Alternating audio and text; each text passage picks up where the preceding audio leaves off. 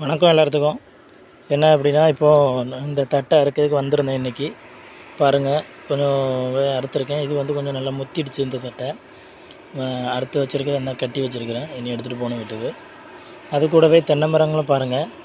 இதுக்கு போடுற அந்த யூரியானால் தென்னை மரமும் நல்ல ஒரு பயன் பெறுது. அதுவும் சீக்கிரமாக வளர்ந்து வருது. பார்த்தீங்களா? அதனால் தட்டை வந்து தென்னை மரத்துக்குள்ளே போடலாமான்னு கேட்டால் கண்டிப்பாக போடலாம். ஆனால் அதுக்கேற்றால உரம் கொடுக்கணும். இப்போ நான் இதை வெட்டி விட்டுருக்கேன்ல, இந்த இடத்துக்கு வந்து ஒரு தண்ணி பாய்ச்சிட்டு அப்படி யூரியாவும் போட்டேன் அப்படின்னா இதுவும் நல்லா ஸ்பீடாக வளர்ந்து வரும். இதுக்கு முன்னாடி கட் பண்ணது ஒரு வாட்டி கட் பண்ணி விட்டேன். அது பாருங்கள், கிட்டத்தட்ட ஏன் வளர்த்தி எனக்கு மேலே வளர்ந்துடுச்சு. நல்ல ஒரு ஹைட்டாட்டு.